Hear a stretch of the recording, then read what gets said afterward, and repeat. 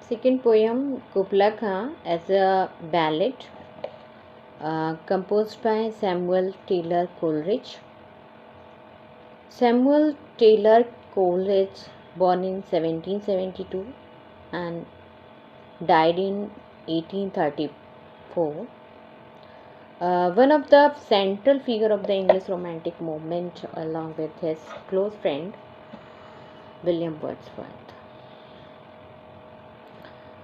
His poem Kubla Khan, written in 1797 and published in 1816, stands as one of the most famous and enigmatic work in English literature. It is often described as a dream poem, but also bears essential characteristic of romantic ballad, just as a musical rhythm, vivid imagery, emotional intensity, and narrative element involving wonder and mystery. According to Coleridge's own account, Kubla Khan was composed after he fell asleep while reading an account of the Mongol Emperor Kublai Khan's palace Zandu in Samuel Purchas's pilgrimage. Under the influence of opium, Coleridge dreamed a magnificent vision of the palace and surrounding landscape. Upon waking, he began to write the poem but was interrupted by a visitor from Porlock, after which he claimed he could not recall the rest of the dream. Although the short and the fragmentary, Kubla Khan became one of Coleridge's most celebrated works, an embodiment of the romantic ideal of poetry born from the imagination and the dream.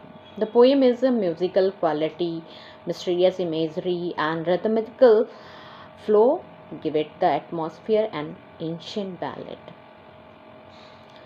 Now we will study about the what is ballad. A ballad is a narrative poem, often musical, that tells a story through vivid imagery, rhythm, repetition. Traditional ballads were meant to be sung or recited, focusing on a dramatic event, supernatural element, and emotional depth. While Kubla Khan does not follow the strict narrative patterns of the folk ballad, it shares many of their essential qualities. Musical rhythm, imagery description, supernatural and dreamlike atmosphere, fragmentary and oral tone, emotional intensity and symbolism. The poem opens with the famous line, "In Zandu did Kubla Khan a stately pleasure dome decree, where else the sacred river run through caverns measureless to men, down to sunless sea."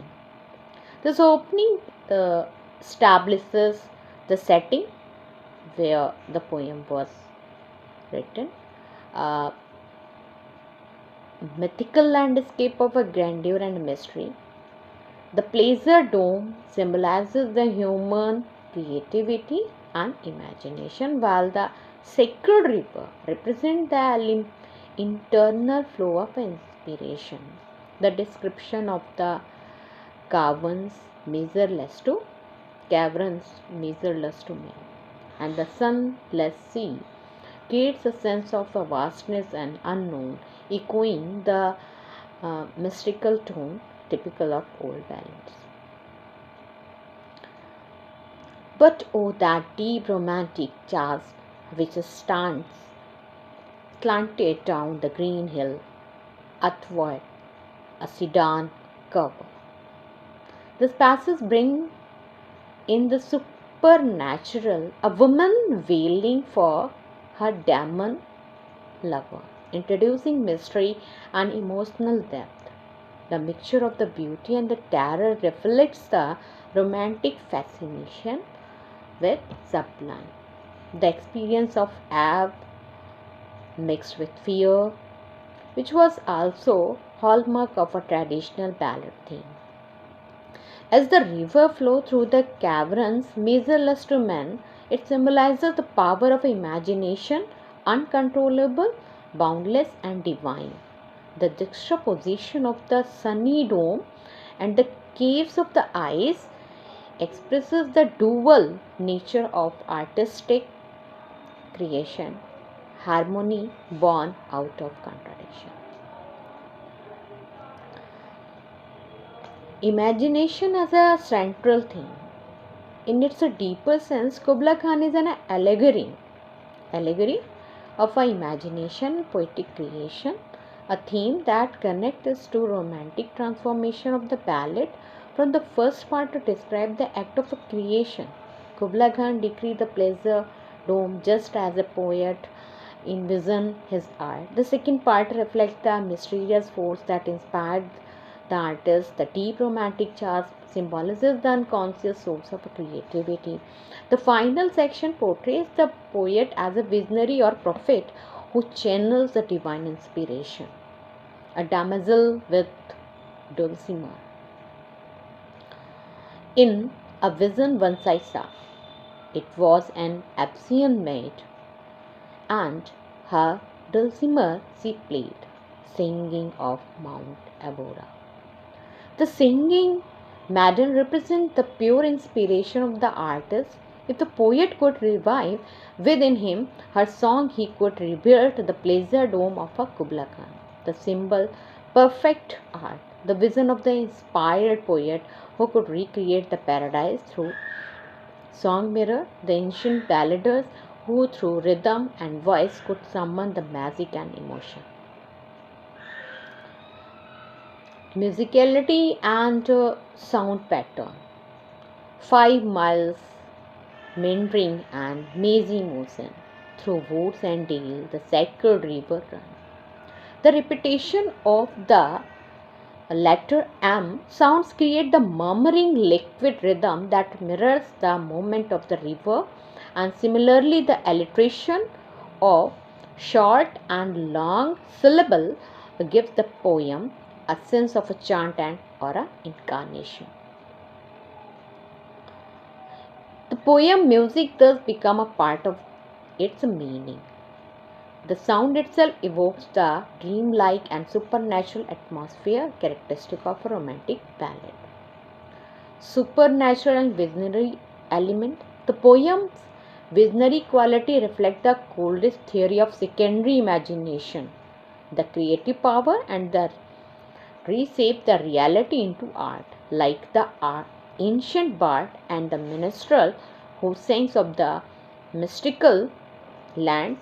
Coleridge becomes a seer of communicate glimpses of divine or dreamlike reality. The closing lines expresses the awe inspired by poet prophet figure, and all who hear should see them there, and all should cry, beware, beware. His flashing eyes, his floating hairs weave a circle around him thrice, and close your eyes with holy dread, for he on honeydew hath fed, and drunk the milk of a paradise. This final vision turns the poet into supernatural being, like the ancient ballader who invokes fear and wonder through song. The repeated phrase and the rhythm reinforce the spell-like effect of a sung bell. Now, in conclusion, I would like to tell you the poem hypnotic rhythm, mystical setting, symbolic meaning make it both a lyrical ballad and meditation on poetic inspiration.